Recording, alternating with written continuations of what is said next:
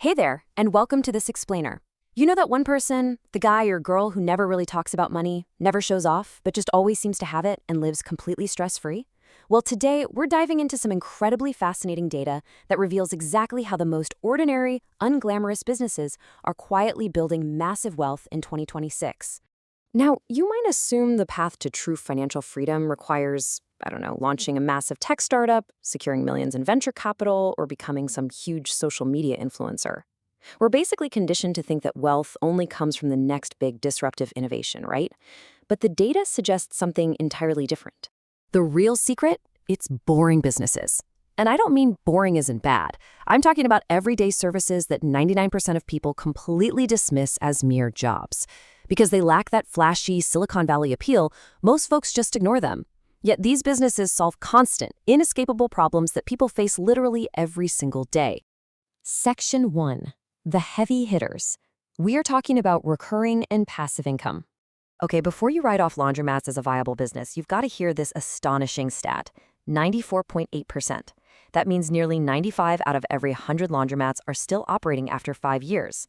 Compare that to the overall business average, where almost half just straight up close in that same time frame. This is a $5 billion a year industry in the US, and a well-run location can generate over $300,000 annually with 50% margins. Why? Well, it's simple. You never have to convince anyone to wash their clothes. They just get dirty on their own. And get ready for a jaw-dropping comparison. There are literally more self-storage units in the United States than McDonald's and Starbucks locations combined. The storage industry generates over $45 billion a year, with average net margins hovering around 41%.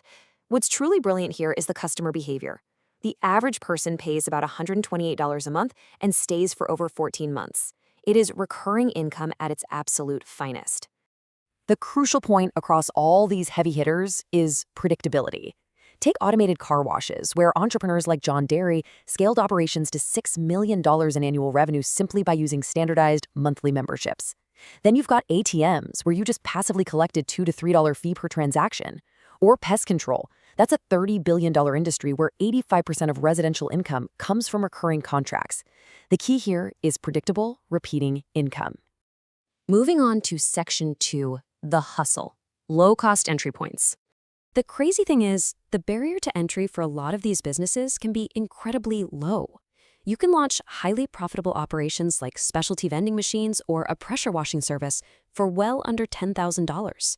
And look at becoming a notary public. Getting certified costs between $50 and $150 depending on your state. If you happen to speak more than one language, you instantly have a massive competitive advantage in real estate closings. You can start generating significant daily cash flow with almost zero overhead. Then there are these highly lucrative, kind of unconventional niches. These are the gigs that require zero misplaced pride. Take pet waste removal. With just 50 clients paying $20 a week, you're making $48,000 a year literally just picking up yards. Or appliance repair. Because it costs $2,000 to replace a fridge but only $200 to fix it, demand is always high. Plus, the current workforce of technicians is aging out and retiring, which means your competition actually drops every single year. You can even capitalize on what others literally throw in the trash. There's this fascinating concept in the scrap metal industry known as urban ore. Electronic waste and scrap from construction sites contain precious metals like gold, silver, and copper.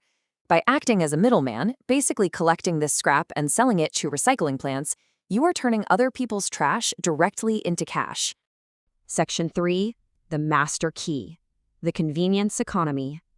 The source material highlights a wash and fold delivery service as the most counterintuitive yet totally powerful wealth builder on the list. You don't even need to own a physical laundromat. You just partner with one that already exists, handle the logistics of picking up and delivering the laundry, and keep a 30 to 40% margin. With just 100 recurring clients, you can generate up to $20,000 a month. No storefront, no machines to fix, just logistics and great customer service. Author Walker Deibel perfectly defines this model as an acquisition business. You aren't reinventing the wheel here. You are simply taking an established, inescapable need, like clean laundry, and layering modern convenience right on top of it. People today will gladly pay extra to not have to do things themselves. Section 4. The macro picture. Why now is the time? Based on SBA data, out of the 36 million small businesses in the United States, a massive 82% are operated by a single person. That is millions of everyday people who have already achieved financial independence working for themselves. No business partners, no venture capital investors, and absolutely no asking anyone for permission. Furthermore, the 2026 projections are just incredible. 94% of small business owners project growth, which is the highest number ever recorded. 79% anticipate increased revenue, and over half are already using tools like AI to optimize their operations. And the ultimate irony in all of this? The highest growth projections aren't in trendy tech or social media companies. They're in the exact everyday, service-based businesses we are discussing right now. Section 5. The Mindset Shift. A tale of two workers. To really cement why some people achieve this freedom while others just stagnate, let's look at two 42-year-old men. They both make about $55,000 a year at their day jobs. First, we have Daniel. Daniel is completely paralyzed by the pursuit of the perfect Instagram-worthy startup. He wants an online store or a flashy personal brand, and because nothing is perfect, well, he does nothing. Then we have Alex. Alex swallowed his pride, bought a $3,500 pressure washer, printed off $30 business cards, and started knocking on doors in his neighborhood, even though he admitted his hands were shaking every single time he did it. While Alex was working, Daniel was waiting. Over 5 years, Daniel wasted roughly $36,000 on unused monthly subscriptions and eating out. What's crazy about that number is that $36,000 is the exact amount of capital he needed to buy a fully automated car wash, or purchase 10 vending machines, or literally start 3 different service businesses from scratch. Meanwhile, let's track Alex's imperfect execution. In month 1, he made an extra $800. By month 6, his hustle secured a massive homeowners association contract for 20 houses at once. Fast forward to year 3, Alex bills over $180,000 a year, has 2 employees, a fully equipped truck, and is actively planning his exit from his 9-to-5 day job. This case study perfectly illustrates the findings of author Thomas Stanley.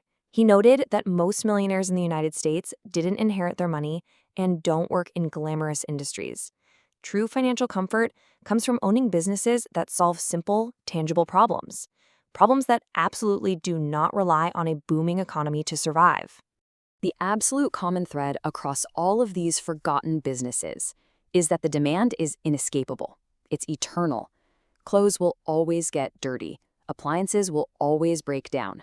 Pests will always come back. And in our modern world, people will always pay for convenience. Daniel is still out there waiting for the idea of this century to hit him. But Alex understood the crucial mindset shifts that we all need to make. Boring businesses pay for exciting lives. This path completely removes the fear of economic instability because you know that no matter what happens in the wider economy, your local community will still need these foundational services. We've looked at the numbers together. The macroeconomic data is overwhelmingly clear, the business models are totally proven, and the barrier to entry is lower than it has ever been. Millions of solopreneurs are already out there